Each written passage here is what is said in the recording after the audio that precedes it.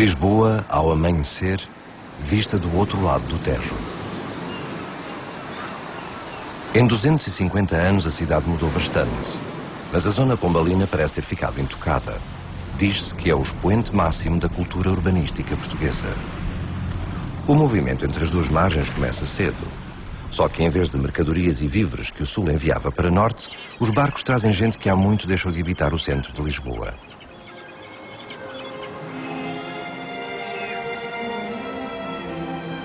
Quem a vê assim, arrumadinha, quase um cenário, aos primeiros raios de sol da manhã, não consegue imaginar como foi o acordar daquele outro novembro de há 2 séculos e meio atrás.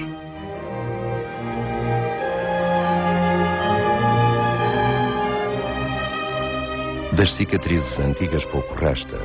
Apenas os arcos nus e as paredes incompletas das ruínas do Carmo recordam o dia do terremoto. Morreu a cidade medieval para dar lugar a uma Lisboa iluminada, mas ficou intacta esta sentinela das desventuras passadas.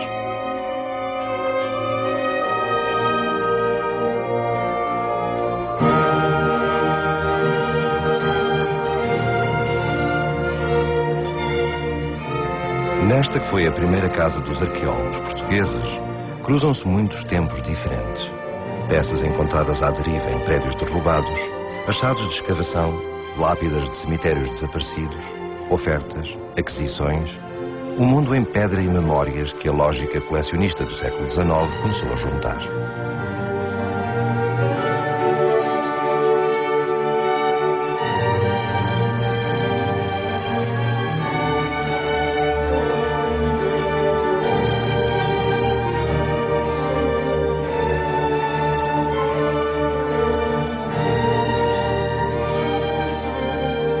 Mas como seria esse outro mundo que o terremoto de 1755 veio interromper? Esta maqueta do Museu da Cidade dá-nos uma ideia aproximada da estrutura urbana. Os relatos dos visitantes dão-nos outro tanto de informação, nem sempre isenta de preconceito. Lisboa era bela, era suja, uma formosa estrebaria, disse alguém. Resplandecia de ouro nas suas igrejas, mas nas ruas estreitas imperava o mau cheiro, o desarranjo e mendigos insistentes e barulhentos. Um destino exótico, uma quase cidade de África, no dizer de outro viajante.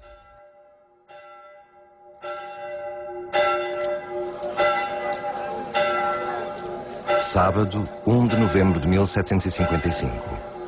O amanhecer prometia calores desajustados para a época. Como era dia de Todos os Santos, as missas tinham começado cedo e sucediam-se em todas as igrejas e capelas da cidade. O movimento nas ruas era o de sempre.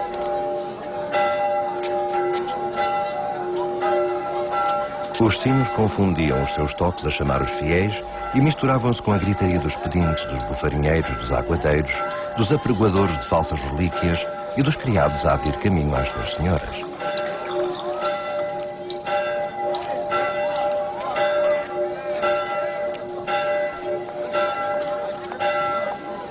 Foi então que se começou a ouvir um som horrível, vindo das profundezas da terra.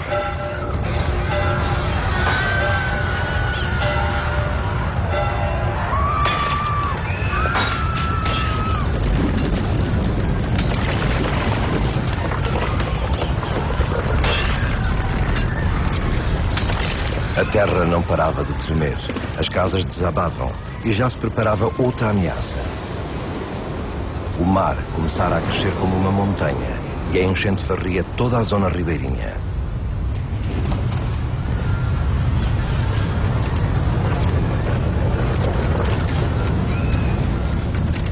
Derrubou barcos.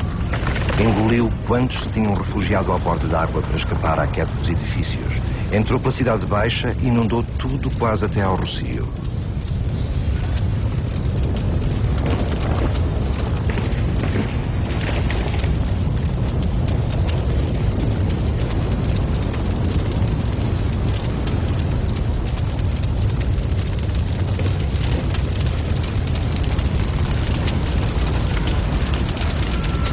Depois foi o fogo, que se assenhoreava de tudo. Ateava-se o lume por todo o lado, fugia dos borralhos das cozinhas, atiçava-se das velas caídas das igrejas e era espalhado pelos ventos.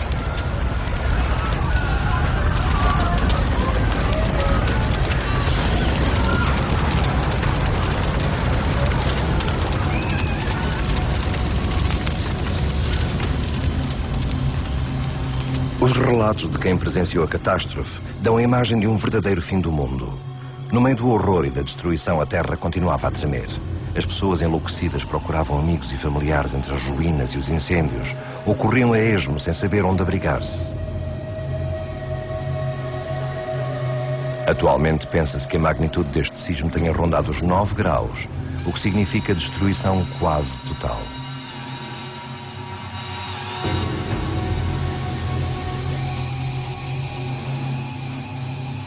O sismo foi um sismo muito longo. As vibrações duraram pelo menos 6 a 7 minutos. 6 a 7 minutos, e há referências até vibrações que se estenderam por 15 minutos, embora intervaladas. Portanto, não houve vibrações contínuas, houve impulsos separados por períodos de repouso. Portanto, eu consigo imaginar o terror, não é? O terror provocado por esse fenómeno que se arrastou ao longo de minutos. Para as pessoas terá sido uma eternidade, não é? Uma verdadeira eternidade. E depois, como disse, a isso acumulou-se o efeito do tsunami, que chegou a Oeiras, estima-se que cerca de 25 minutos depois. Chegou a Oeiras, portanto, estou a falar em mar aberto, não é? E que depois entrou pela barra do Tejo, onde se deslocou mais lentamente, porque a profundidade é muito menor. Há estimativas da chegada à Marvila de cerca de 70 minutos, 70 a 90 minutos após o sismo. Ainda persistem as dúvidas sobre a localização da falha ou falhas que originaram o terremoto de Lisboa. A existência do maremoto indica que terá sido no fundo do mar, provavelmente a sudoeste do território continental português. Nos últimos 15 anos progrediu-se muito nos conhecimentos, mas ainda há muita informação contraditória. Mesmo entre os cientistas, as respostas não são claras. Há um modelo que tem sido defendido recentemente por colegas do Instituto Superior Técnico que admitem que o sismo de 1755 corresponde de facto a 2 sismos separados.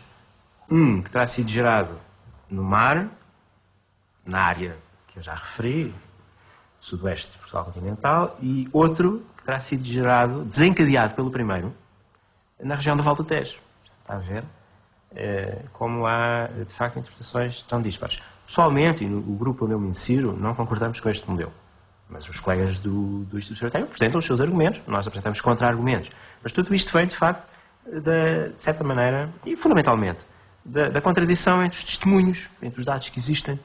E, portanto, aquilo que se tem tentado fazer é testar as várias hipóteses, criar modelos a partir das várias hipóteses, e depois comparar esses modelos com a realidade conhecida. Prever um sismo não é possível, mas a ciência continua a avançar. As análises a sedimentos recolhidos no fundo do oceano permitem descobrir os sismos do passado e estabelecer o seu intervalo de recorrência. Nós sabemos que no futuro ocorrerão sismos como o de 1755. Seguramente vão ocorrer. Em média, eles ocorrerão com um intervalo da ordem entre os 1000 e os 2000 anos. Em média. Mas não quer dizer que esta periodicidade aconteça. Eu não quero dizer com isto que o próximo sismo, semelhante a 1755, vai ocorrer passado 1000 anos, ou daqui a 1000 anos, ou daqui a 2000.